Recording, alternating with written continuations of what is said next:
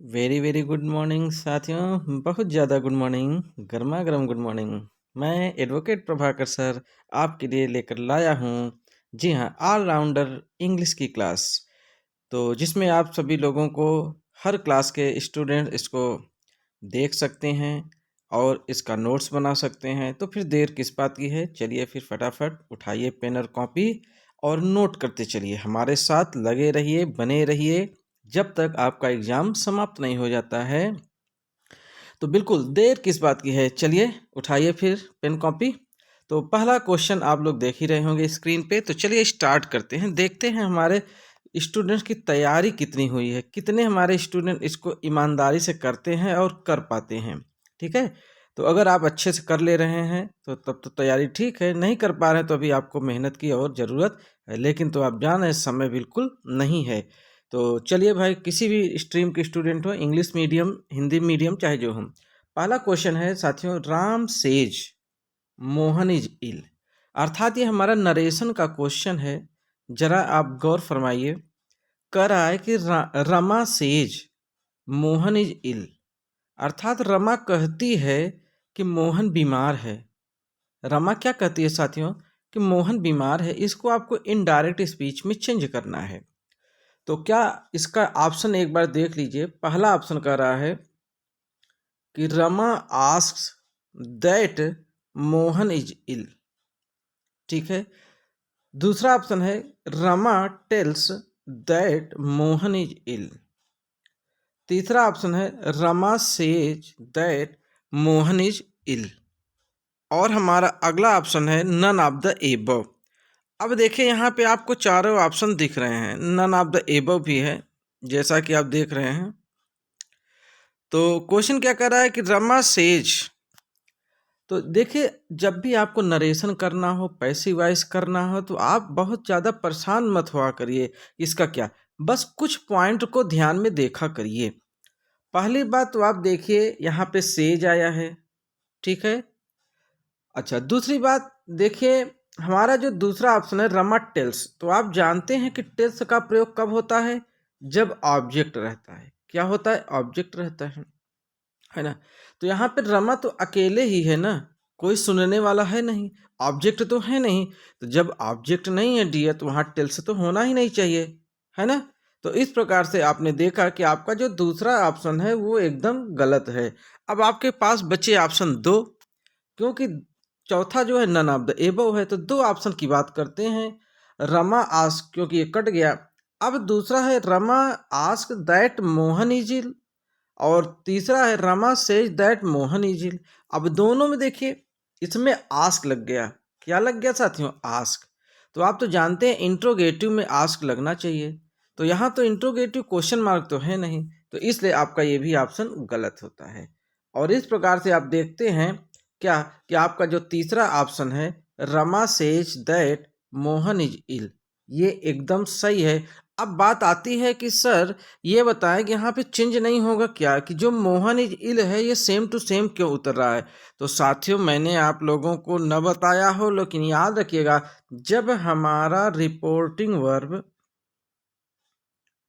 क्या चीज, reporting verb, याद रखिएगा, जब हमारा रिपोर्टिंग वर्ब अर्थात इन्वर्टेड कामा के बाहर वो प्रेजेंट टेंस में हो, किसमें, प्रेजेंट में हो, या फिर फ्यूचर में हो, ध्यान दीजिएगा, या फिर फ्यूचर में हो, तो जो भी हमारा रिपोर्टेड स्पीच होता है उसमें कोई भी परिवर्तन नहीं किया जाता है।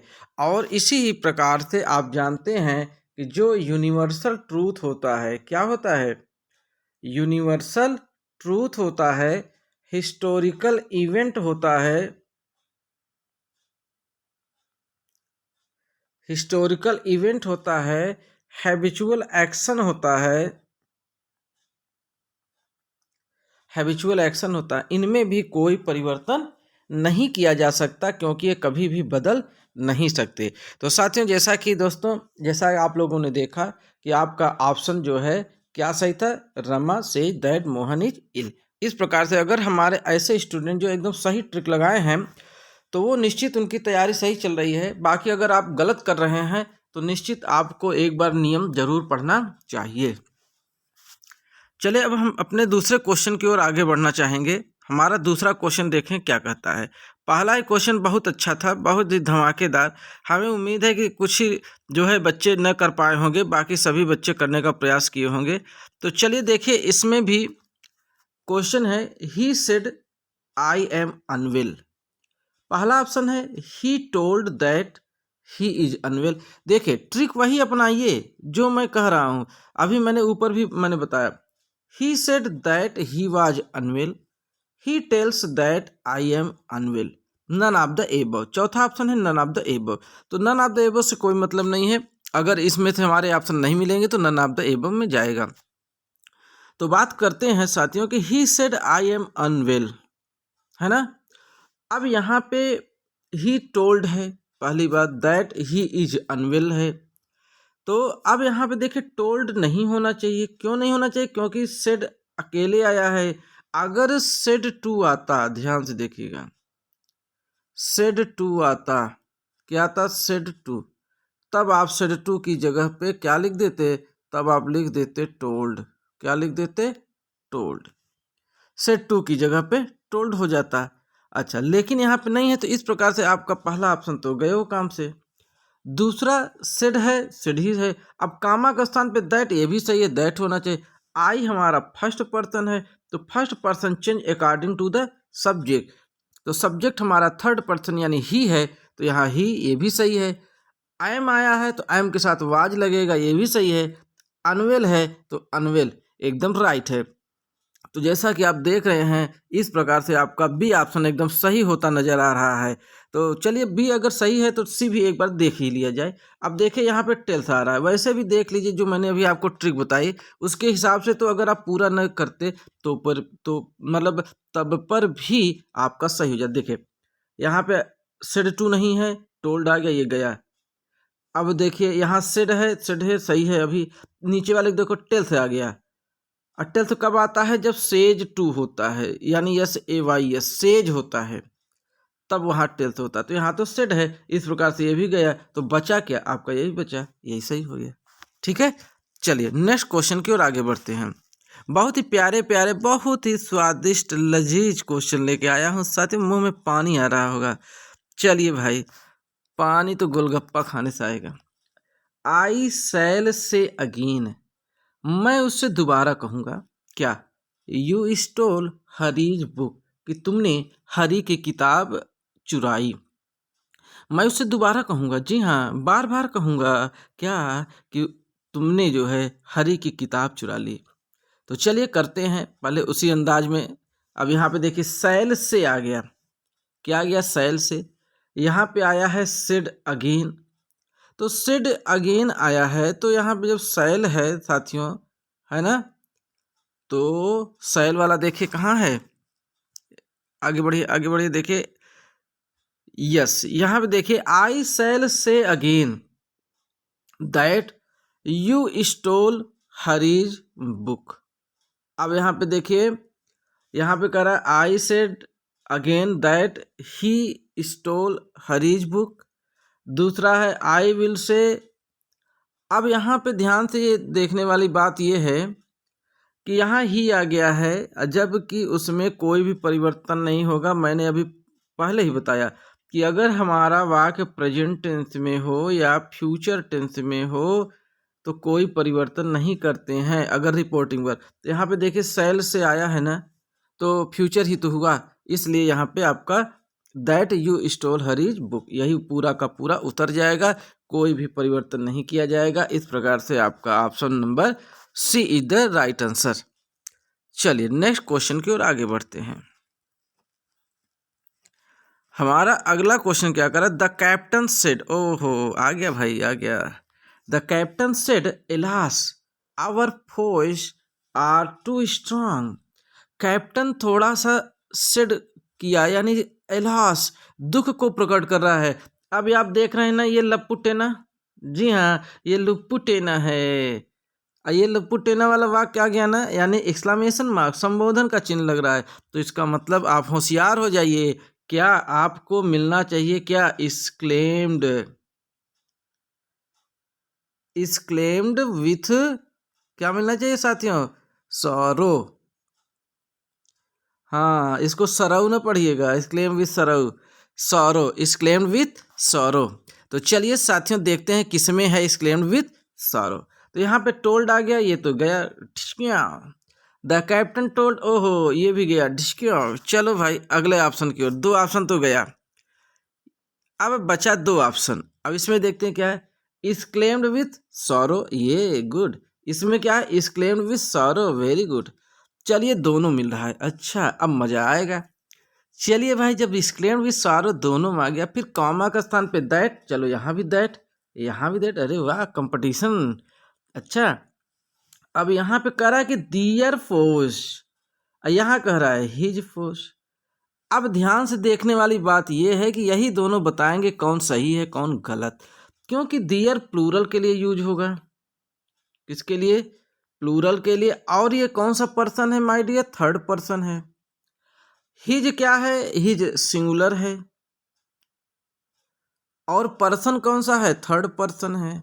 अब बात ये आती है कि हमारा सब्जेक्ट यानी कि क्या है, वो सिंगुलर है कि प्लूरल है। तो आपने देखा था वहाँ पे आवर फोज बोला था, यानी हमारा शत्रु हमसे क्या है, बहुत ही मजबूत है। तो आवर क्या होता है, आवर भी तो प्लूरल होता है, आवर भी क्या होता है, प्लूरल होता है। तो इस प्रकार से साथियों हमारा जो प्लूरल यानी कि दियर है यह एकदम सही होना चाहिए। इस प्रकार से आपका ऑप्शन नंबर 3 सही है। यहाँ पे the captain exclaim with sorrow that their foes were very strong. जी हाँ, बहुत अच्छी क्वेश्चन, बहुत अच्छा क्वेश्चन था, एकदम इम्पॉर्टेंट को देखे साथ एकदम इम्पॉर्टेंट, प्रैक्टिस करते चलिए। बिना अभ्यासम विषम शास्त्रम, अर्थात बिना अभ्यास के कुछ भी होना नहीं है, और जितना अभ्यास करेंगे जितना प्रैक्टिस करेंगे इंग्लिश ग्रामर उतना ही आएगा। चले, he said I shall go as soon as possible, ठीक है। अब यहाँ पे कह रहा है कि उसने कहा, क्या कहा कि I shall go as soon as possible. तो पहली बात तो सेड आया है, वही ट्रिक अपनाइए ना, सेड है यहाँ पे, सेड है कोई दिक्कत नहीं, यहाँ सेड है कोई दिक्कत नहीं, ये भी अभी सही जा रहा है। कामा के स्थान पे दैट, यहाँ दैट होगा, यहाँ भी दैट होगा। चलिए अब ये फर्स्ट पर्सन सब्जेक्ट के अनुसार यानी ही, तो यानी ही यहाँ भी, ही यहाँ भी। अब यहाँ पे देखिए उड लग गया, ये भी उड लग गया, है ना। यहाँ क्या है, सैल है ना, क्या है यहाँ पे, सैल है। अब यहाँ go as soon as, go as soon as, go as soon as. अब यहाँ पे करा इट वाज पॉसिबल। तो इस प्रकार से साथियों ये वाला तो गलत लग रहा है। चलिए अभी 2 ऑप्शन और बचे, उनको भी थोड़ा सा दृष्टि डाल दिया जाए। He said he would go as soon as it was possible, यहाँ भी इट वाज पॉसिबल आ गया, यानी ये भी गया, नन ऑफ द एबव। अब बच क्या रहा है, थोड़ा सा एक नज़र देखा जाए। अब बच रहा है he said that he would go as soon as possible. तो यहाँ पे देखिए आई के साथ सैल आया था, क्या आया था साथियों, आई के साथ सैल आया था। तो आई के लिए ही हो गया, क्या हो गया, आई के लिए ही हो गया, है ना। तो हो जाए, ही के विल हो जाता है, तो विल के लिए उड हो जाएगा, क्या हो जाएगा, उड हो जाएगा, यानी he would go as soon as possible. तो यही सही होना चाहिए। इस प्रकार से आपका option number A is the right answer. चलिए बात करते हैं अगले नेक्स्ट क्वेश्चन की ओर। अगला क्वेश्चन क्या कहता है, अच्छा ये देखिए पैसिव वॉइस आ गया, ये आ गया भाई, बहुत ही इंपॉर्टेंट। पहला ही क्वेश्चन धमाकेदार, जैसे नरेशन का धमाकेदार था वैसे ही पहला क्वेश्चन एकदम जानदार तरीके से आ गया, पैसिव वॉइस भी। देखिए ध्यान से, कह रहा है कि who gave you the money, तुमको पैसा किसने दिया। तो अब आप ये जान लीजिए इंट्रोगेटिव है पहली बात, लेकिन ये इंट्रोगेटिव तो है माय डियर, लेकिन ये हु से स्टार्ट है, किससे स्टार्ट है, हु से।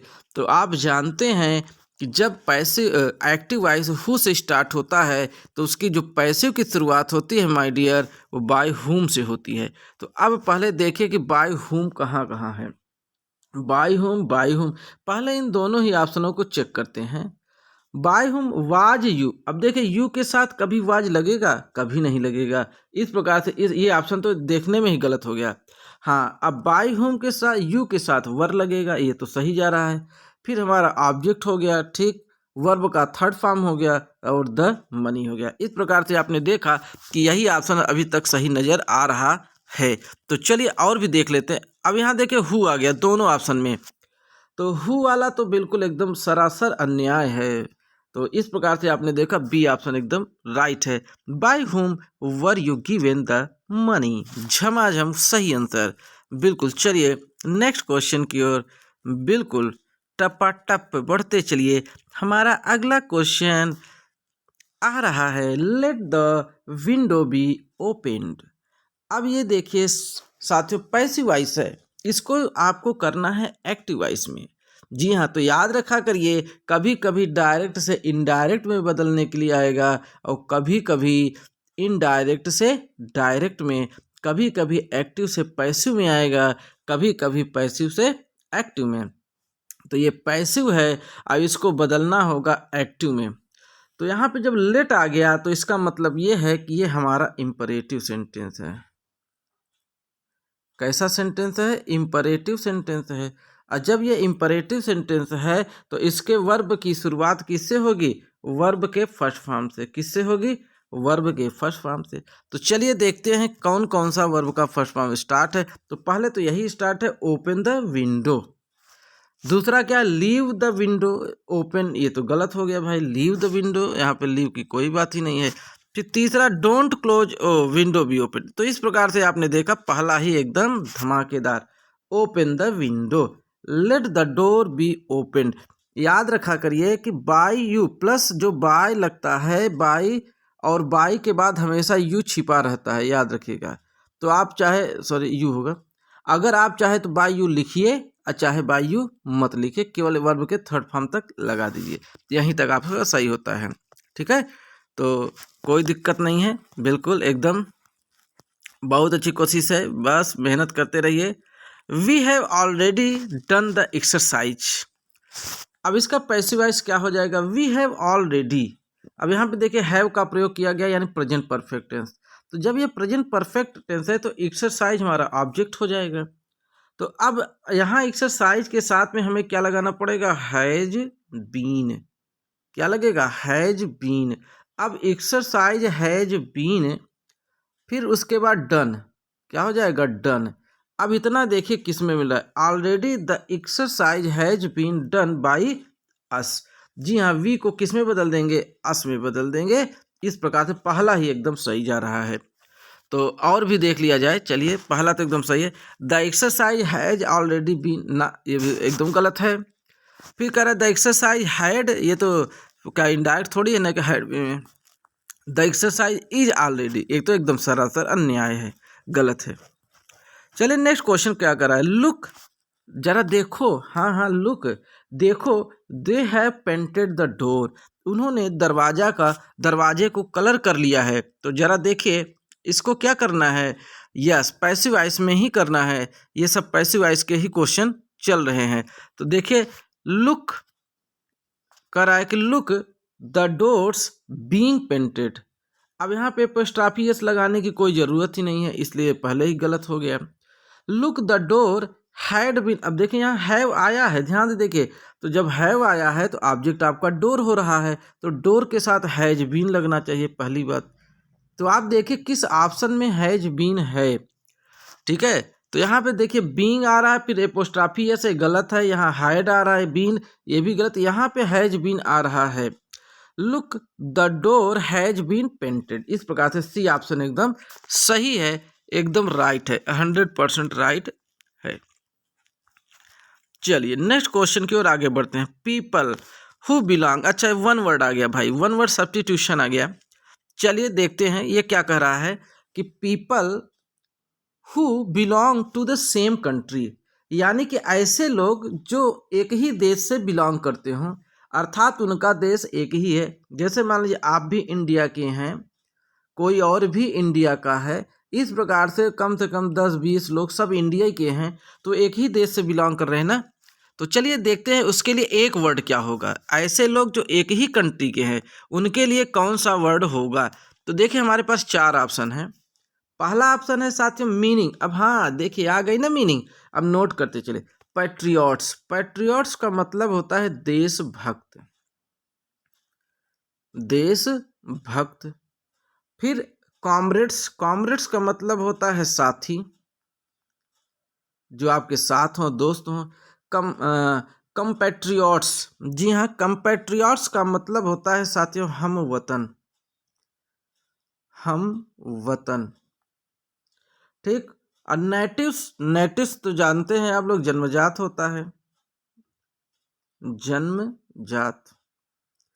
अब आप चारों ऑप्शन देख लीजिए। अब आपको देखते ही पता चल गया होगा कि आपका कौन सा ऑप्शन सही है, कि ऐसे लोग यानी जो एक ही देश से बिलोंग करते हैं तो उनको क्या बोलेंगे, बिल्कुल आंख बंद कर दीजिए और ठोक दीजिए, कंपैट्रियट्स। जी हाँ, याद रख लीजिएगा, कंपैट्रियट्स माने हम वतन। ठीक है, चलिए नेक्स्ट क्वेश्चन की ओर आगे बढ़ते हैं। है ना मजेदार क्वेश्चन साथियों? चलिए भाई, अभी और मजा आएगा। चलिए, अभी तो क्वेश्चन की शुरुआत ही हुई है। एन अनएजुकेटेड पर्सन, यानी अनएजुकेटेड, अनएजुकेटेड मतलब जो पढ़ा लिखा न हो, है ना, ऐसा कौन सा व्यक्ति है जो पढ़ा लिखा न हो, उसे हम क्या कहेंगे? क्या उसे हम जोकर कहेंगे? चलिए और ऑप्शन निकाल लेते हैं। अनएजुकेटेड और कहाँ गया ये एक, अच्छा चलिए, जोकर तो होगा नहीं, जोकर को हटा देते हैं, जोकर माने जोकर। चलिए क्लोन। अब क्लोन की बात आती है, क्लोन का मतलब होता है मस्खरा करने वाला, मस्खरा। मस्खरा मतलब समझ रहे हैं ना? पहले देखिए, क्लोन इंग्लिश वर्ड है, ये सबसे ज़्यादा शेक्सपियर के उसमें दिखता है, जो शेक्सपियर के प्लेज वगैरह होते हैं तो क्लोन और फूल ये दिखते हैं। फूल भी जो होते हैं ना, एक ऐसे व्यक्ति होते हैं जो कि बीच बीच में आकर के लोगों को हंसाने का काम करते हैं, तो वही होते हैं क्लोन। पहले के राजा दरबार में भी मस्खरा यानी क्लोन हुआ करते थे। अगर इसको और सही में जाए तो भाड़ बोला जाता है, भाड़, भाड़ ये बोला जाता है। बाकी क्लोन का अगर और अच्छा वर्ड आप चाहते हैं तो इसका मतलब विदूषक होता है, याद रखिएगा, विदूषक। विदूषक का काम क्या होता है कि राजा के दरबार में लोगों को हंसाना, राजा को मतलब इंजॉयमेंट कराना एक प्रकार से। तो यहाँ पे पढ़ाई लिखाई का मतलब है, यहाँ पे कोई हंसी मजाक का है नहीं। बात करते हैं इंस्ट्रक्टर की। किसकी बात करते हैं? इंस्ट्रक्टर। तो इंस्ट्रक्टर तो आप जानते हैं, आप लोग परीक्षा देते हैं, कॉपी में लिखा रहता है ना, अनुदेशक। परीक्षक निरीक्षक होता है ना, अनुदेशक, हालांकि काम भी इनका वही रहता है। तो अनुदेशक बने इलिटरेट। अब आप इलिटरेट तो समझ ही गए होंगे कि इलिटरेट माने क्या होता है, अशिक्षित। क्या होता है? अशिक्षित, अशिक्षित। साथियों ये बताइए, हम आपको पढ़ा रहे हैं, आपको क्लास में मज़ा आ रहा है कि नहीं, ये हमको थोड़ा सा बताइए आप लोग। अशिक्षित, क्योंकि हम क्लास को बोरिंग नहीं बनाना चाहते। अब आप देख रहे होंगे इलिटरेट एकदम सही जा रहा है, एकदम सही क्वेश्चन फिट हो रहा है। ठीक है, तो चलिए नेक्स्ट क्वेश्चन की ओर आगे बढ़ते हैं। हमारा अगला क्वेश्चन देखते हैं क्या कह रहा है। दैट विच इज अनलॉफुल, यानी अनलॉफुल। देखिए, एक होता है लॉफुल जो कि नियम और कानूनी हो, लॉफुल, लॉफुल माने कानूनी, लेकिन जैसे ही अन लग गया तो जस्ट इसका उल्टा हो गया। क्योंकि अन जो होता है वो अगर हिंदी में बोला जाए तो उनको उपसर्ग बोलते हैं, तो ये क्या करते हैं, अर्थ को उल्टा बना देते हैं, है ना। जैसे प्लीजेंट, प्लीजेंट माने खुश, अनप्लीजेंट माने थोड़ा सा नर्वस, दुखी होना। तो कानूनी है तो अन लग गया तो ये हो जाएगा गैर कानूनी। क्या हो जाएगा? गैर कानूनी, अनलॉफुल। अर्थात ऐसी चीज जो कि अनलॉफुल हो, गैर कानूनी हो, तो उसको क्या बोलेंगे? चले, पहली मीनिंग आ गई हमारे सामने, लीगल। क्या आ गई साथियों? लीगल। तो लीगल का मतलब आपको मालूम होना चाहिए। देखिए, वहां गैर कानूनी कह रहा है, कानूनी ये होता है कानूनी। अगर हम इलीगल कह दें तो गैर कानूनी हो जाएगा। कोर्ट, कोर्ट माने दरबार, आप जानते ही हैं, है ना, दरबार होता है। और बेल, बेल माने जमानत। भाई हम लोग वकील हैं तो जमानत वाला काम तो देखबे ही करते हैं, है ना। आदमियों की जमानत कराना, ये कराना, गाड़ी की जमानत कराना, है ना। तो चालान हो गया है उनको छुड़वाना। तो ये तीन मीनिंग तो हमें नहीं लग रहा है कि ये तीनों मीनिंग एक प्रकार से सही होने चाहिए, लेकिन चौथे ऑप्शन को बिना देखे कैसे कह सकते हैं। तो इलिक्ट, इलिक्ट का मतलब क्या होता है? तो चलिए भाई, इलिक्ट को भी हम लोग देखा जाए। तो चारों तीन ऑप्शन तो आपने देखा ही, तो चौथा जो ऑप्शन है यही तो सही होगा, क्यों? क्योंकि इलिक्ट माने ही क्या होता है? गैर कानूनी। जी हाँ, तो वही अनलॉफुल, तो यानी इलिक्ट का ही हो जाएगा आपका गैर कानूनी। तो साथियों, जैसा कि आप देख रहे होंगे, आपकी तैयारी चल रही है कि नहीं, आप अपना आकलन कर लीजिए कि आप कितना सही बता पा रहे हैं। अब कह रहा है कि a house where children with no parent are taken care, यानी कि अब इसको हम ऐसे समझाते हैं, एक ऐसा घर, जी हाँ, एक ऐसा घर जहां पर बच्चे रह रहे हों। क्या रह रहे हो? बच्चे रह रहे हों, माता पिता उनके नहीं है उस घर में, ठीक है ना? ढेर सारे बच्चे हैं, ये भी ध्यान दीजिएगा, बहुत बच्चे हैं, और उनकी देखभाल कोई और करता है, यानी कि वहाँ पे रहने वाले, वहाँ की व्यवस्था करने वाले देखभाल करते हैं। तो उस घर को क्या बोला जाता है जहाँ पे केवल बच्चे बिना माँ बाप के रहते हैं? तो अब तो आप हमारे बातों को समझ गए होंगे, बिल्कुल, अनाथालय। क्या बोलते हैं? अनाथालय। तो अब अनाथालय की मीनिंग आपको मालूम होनी चाहिए साथियों, कि अनाथालय की मीनिंग क्या होती है, कैसे लगा लेंगे। तो पहले बात करते हैं क्रीच की। तो क्रीच का मतलब होता है बच्चा शिशु सदन। क्या होता है? शिशु सदन। बच्चे लोग मीनिंग नोट कर रहे हो ना? मीनिंग नहीं नोट करोगे तो फिर काम नहीं बनेगा। शिशु सदन। हॉस्पिटल तो आप जानते ही हैं, अस्पताल होता है, अस्पताल होता है हॉस्पिटल। नर्सरी तो आप जानते ही हैं, शिशु कक्ष, शिशु कक्ष जहाँ बच्चों को पढ़ाते हैं, शिशु कक्ष नर्सरी में। और ऑर्फनेज, जी हाँ, मिल गया भाई, कहाँ छिपा था यार, अनाथालय। जी हाँ, ऑर्फन माने अनाथालय। अब आपको चारों मीनिंग दिख रहे होंगे, अब आप लोग अंदाजा लगा लीजिए आपका ऑप्शन कौन सा सही है। तो जैसा कि आप देख रहे होंगे, आपका ऑप्शन ऑर्फन एज है, यानी अनाथालय, यही एकदम सही आंसर है। चलिए अगले क्वेश्चन की ओर हम आगे बढ़ते हैं। हमारा अगला क्वेश्चन क्या कह रहा है? अ पर्सन, ओहो, अच्छा, अ पर्सन एक ऐसा व्यक्ति जिसकी उम्र 90 और 100 के बीच में हो, अर्थात वो 90 से और 100 के बीच में, उसकी उम्र 90 साल हो, 91 हो, 92 हो, इस तरह से dot dot dot dot last में 100, इसी के बीच में हो।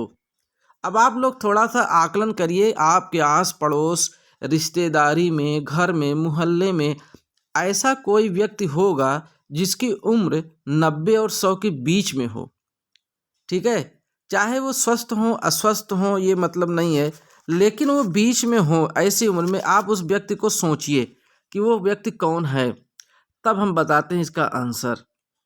मिल गया कोई? चलो मिलेंगे भाई, कोई न कोई तो होंगे।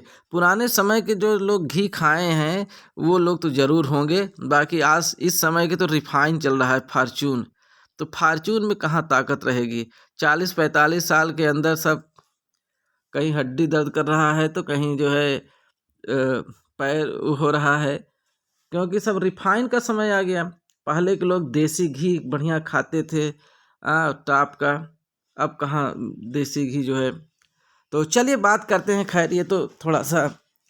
अब हम बात करेंगे जो ऐसा व्यक्ति जो 90 और 100 के बीच में, उसको क्या बोला जाता है।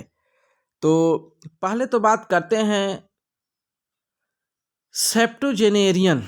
सेप्टुजेनेरियन का मतलब होता है, मीनिंग, जिसकी उम्र 70 वर्ष हो, जिसकी 70 वर्ष हो, यानी 70 वर्ष का व्यक्ति से बोला जाता है सेप्टुजेनेरियन। और नोनाजेनेरियन क्या बोलते हैं? नोनाजेनेरियन को बोला जाता है जिसकी उम्र 90 से पकड़ गया 90 से 100 वर्ष के बीच में। चलिए, अब भले आंसर आपका आ गया, लेकिन क्या इसकी मीनिंग नहीं जानना चाहेंगे आप लोग? जो नीचे दिया गया है जान लीजिए, नुकसान नहीं करेगा, परेशान मत होइए, है ना? सिनेटेनियर, नहीं सेंटेनेरियन। चलिए भाई, सेंटेनेरियन को एकदम सेंचुरी मार दिया, 100 वर्ष। क्या? 100 वर्ष। और ऑक्टोजेनेरियन, ऑक्टोजेनेरियन का मतलब जो 80 वर्ष का हो। नोट कर लीजिए बच्चा लोग, और ये सब ये देखिए चारों मीनिंग लिखो, और जो भी आपके आस पड़ोस व्यक्ति हों उन व्यक्ति का नाम इसके आगे नोट कर लीजिए। भाई हमको तो एक व्यक्ति मिल गए जिनकी उम्र जो कि ऑक्टोजेनेरियन है। हाँ, वो मिल गए हमको ऑक्टोजेनेरियन। उनका नाम आप लोग अगर जानना चाहें तो हमारे जो है बड़े पापा लगते हैं, और उनका नाम है, ओहो ओहो नाम गलत हो रहा है, उनका नाम है अमृत लाल जायसवाल। क्या नाम है? अमृतलाल जायसवाल।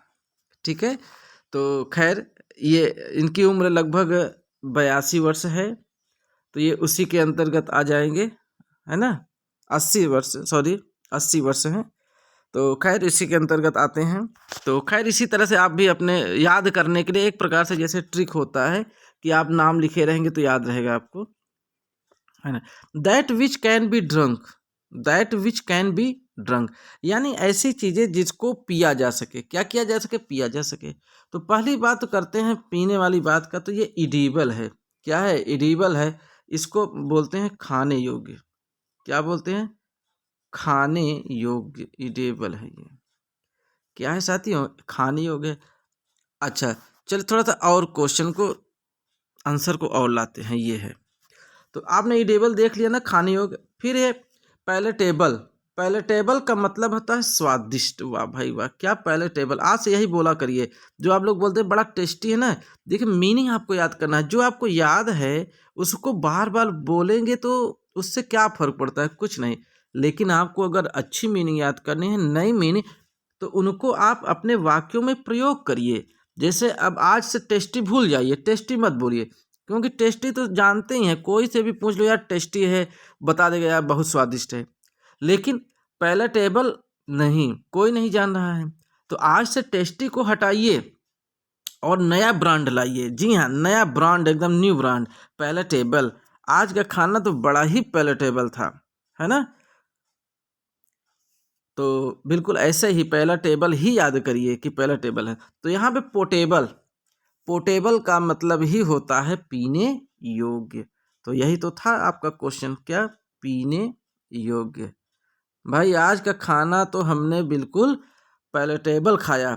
और दूसरी चीज, पानी भी जो था वो भी पोर्टेबल था, यानी पानी साफ सुथरा था, पीने वाला था, पोर्टेबल वाटर था, है ना। अच्छा, एक मीनिंग और बच रही है, चलो भाई इसको भी देख लेते हैं।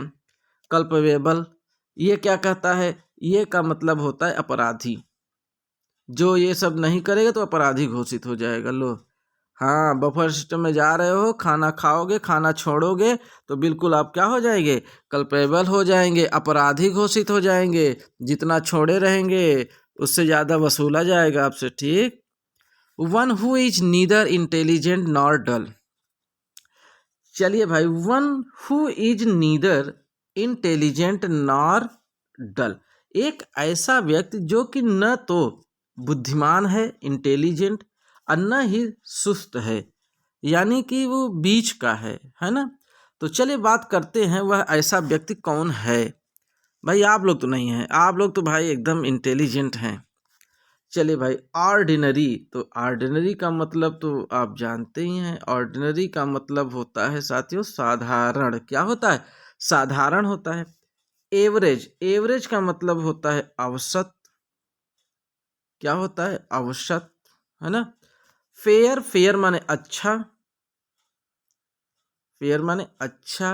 और मेडिकोर, क्या है साथियों? मेडिकोर, मेडिकोर का मतलब साधारण। अब आप बताइए कौन सा सही है? इन चारों ऑप्शन में आप किसको ट्रिक मारेंगे, किसको ट्रिक लगाएंगे? एवरेज को लगाएंगे कि ऑर्डिनरी और मेडिकोर को लगाएंगे? भाई फेयर तो यहाँ हो नहीं रहा है, फेयर तो एकदम गलत है। अब आप बताइए, अगर हम ऑर्डिनरी और मेडिकोर लगाते हैं तो ये दो ऑप्शन हो रहे हैं, है ना। तो इस प्रकार से इसमें कंफ्यूज मत होइए, एवरेज ही एकदम सही है और 100% सही है। ठीक है, क्लास को एंजॉय लेके पढ़ते रहिए, ठीक है, तैयारी अपनी करते हैं। चलिए नेक्स्ट क्वेश्चन की ओर आगे बढ़ते हैं। हमारा अगला क्वेश्चन क्या आ रहा है? ओह, तो यहीं पे हमारा जो है अगला क्वेश्चन क्या हो गया, द एंड हो गया। तो बस साथियों, आपको कैसा लगा हमारा क्लास ये जो चल रहा है, हमने जो ये ऑलराउंडर क्लास बनाए हैं सभी के लिए है साथियों। जी हाँ, सभी के लिए है, ये हमारी जो क्लासेस चल रही हैं सभी के लिए है। कोई भी एग्ज़ाम आप दे रहे हो, इंग्लिश ये निश्चित आना है जो जो मैं पढ़ा रहा हूँ। तो बिल्कुल आप ये जो मैं लिख रहा हूँ आप समझ ही गए होंगे, सब्सक्राइब, लाइक और शेयर। तो देखिए, आप जितने ज़्यादा लोगों को शेयर कर पाएंगे वो ज़्यादा से ज़्यादा ज्ञान पाएंगे, है ना। कर भला तो हो भला। तो इस प्रकार से कोई जब पैसा नहीं लग रहा है तो सबको देखने का मौका मिलना चाहिए। तो सभी लोगों के पास, आपके जो साथी हैं, ग्रुप है आपके पास, उनमें शेयर कर दीजिए तो ज़्यादा से ज़्यादा लोग देखेंगे। समझ रहे हैं ना। और बस ये ज्ञान है, ज्ञान को जितने ज़्यादा आप बांटेंगे उतने ज़्यादा आपका ज्ञान बढ़ेगा। तो खैर साथियों, इन्हीं शब्दों के साथ आज की क्लास में समाप्त करता हूँ। प्लीज़ ज़रूर बताइएगा कमेंट बॉक्स में, मैसेज ज़रूर करिएगा आपको हमारी क्लासेस कैसे लग रही हैं। हम तैयारी कराने का जो ये प्रयास कर रहे हैं सभी बच्चों का, वो किस प्रकार का है। ठीक है, ज़रूर राय अपनी दीजिएगा, आपकी राय हमारे लिए बहुत ही फ्रूटफुल होगी। इन्हीं शब्दों के साथ मैं एडवोकेट प्रभाकर सर आप लोगों से लेता हूं अलविदा, और अगली क्लास में पुनः मुलाकात होगी। और इन्हीं शब्दों के साथ साथियों, जय हिंद, जय भारत।